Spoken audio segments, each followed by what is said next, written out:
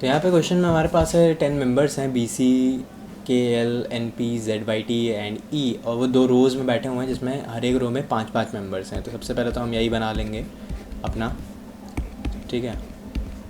अब देखते हैं इसमें से पहला रो कौन सा होगा, दूसरा रो कौन सा होगा। Members of the first row facing south and also faces the member in the second row. इसका मतलब क्या है कि जो पहली रो होगी वो नॉर्थ की तरफ भी देख रही होगी और दूसरे रो के मेंबर की तरफ भी देख रही होगी। कैसे पॉसिबल है? जब ये पहली रो हो और ये नॉर्थ की तरफ देख रहा हो, ये दूसरी रो हो और ये साउथ की तरफ देख रहा हो, ठीक है। अब पता लगाना पड़ेगा हमें कि कौन किस तरफ बैठा हुआ है। तो कंडीशंस देखते हैं। पहली कंडीशन है P sit second to the right of the one who is sitting opposite to Z, ठीक है। तो ये हम डायरेक्ट फीड नहीं कर सकते हैं। One of the neighbours of N is facing T who is sitting at the corner, ठीक है। B and C are facing Y and N, B Y को फेस करेगा, सी एन को फेस करेगा, और इनमें से कोई भी कॉर्नर पे नहीं बैठा है।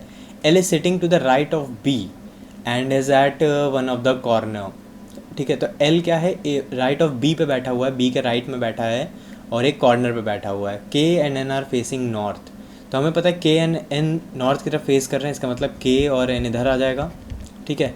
इसके बाद ये जो कंडीशन है B C are facing Y and N, तो इससे हमें क्या मिल जाएगा कि बी सी अगर एन के अपोजिट हैं तो बी इधर आएगा, सी इधर आएगा, और वाई और एन के अपोजिट है तो वाई इस तरफ आ जाएगा, ठीक है। इसके अलावा एल बी के बगल में बैठा है, लिखा हुआ है L is sitting to the right of B, तो एल बी किधर आएगा, इस साइड आ जाएगा, ठीक है। तो हमें इतनी अभी कंडीशंस मालूम है।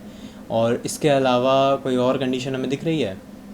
P sit second to the right of one who is sitting opposite to Z, ये वाली जो कंडीशन है P is second to the right of the one who is sitting opposite to Z, इसका क्या मतलब हुआ कि जो भी जेड के अपोजिट बैठा होगा पी उसके आसपास बैठा है, ठीक है। तो पी भी किधर होगा, जिधर जेड होगा उसके उल्टी साइड पी होगा। तो अभी हमें नहीं पता पी किधर होगा और जेड किधर होगा, तो हम वो नहीं डिसाइड कर सकते। अब फीड करना स्टार्ट करते हैं। सबसे पहली कंडीशन है L is sitting to the right of B, इसका मतलब क्या होगा कि बी अगर इस तरफ है तो बी इधर होगा और उसका राइट किधर होगा, इस साइड, तो एल इधर होगा, और एल एक कॉर्नर पे भी बैठा है, तो यही वाली कंडीशन हो सकती है, ठीक है। अब बी के सामने कौन बैठा है? B and C are facing Y and N respectively, B Y को फेस करता है और सी एन को फेस करता है, तो जाहिर सी बात है वाई यहाँ आ जाएगा, ठीक है। इसके अलावा अब कहता है कि L is sitting to the right of B and is at one of the corner, ये हो गया। K N N are facing north, ये हमने मेंशन कर लिया है। P is sitting, one of the neighbour of N is facing T who is sitting at the corner, तो T एक कॉर्नर पे बैठा हुआ है, ठीक है। तो टी भी किधर आएगा, इधर ही आएगा, क्योंकि टी लिखा हुआ है एन उसको फेस करता है, ठीक है। एन का नेबर टी को फेस करता है, तो टी भी किस तरफ होना चाहिए, इसी तरफ होना चाहिए, ठीक है। तो टी इधर आ गया, इसका जो भी नेबर आएगा वो हमें नहीं पता, लेकिन फ़िलहाल एन उस नेबर के बगल में आ जाएगा। अब एन इधर आ गया तो सी यहाँ पे आ जाएगा, ठीक है। अब हम देखते हैं ये वाली कंडीशन कि z does not sit at the corner, z corner पे नहीं है, और p sits second to the right of the one who is sitting opposite to z। p कहाँ बैठा है? Second to the right of one, जो z के अपोजिट बैठा है। तो हमारे पास अब z कॉर्नर पे बैठ नहीं सकता, हमारे पास एक ये पोजीशन है, एक ये पोजीशन है, एक ये पोजीशन है और एक ये पोजीशन है z के लिए।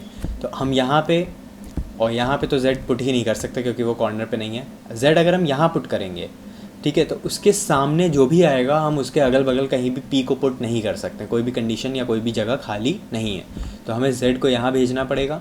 अब z के सामने जो भी आए, ठीक है, कह रहा है p is sitting second to the right of one who is sitting opposite to z के अपोजिट जो भी बैठा है p उसके सेकंड टू द राइट बैठा है, और इधर बैठने वाले के लिए राइट इस डायरेक्शन में होगा और p यहाँ पे आ जाएगा, ठीक है। अब p यहाँ पे आ गया। अब हमारे पास बचता क्या है? एक हमारे पास बचता है e और हमारे पास बचता है k।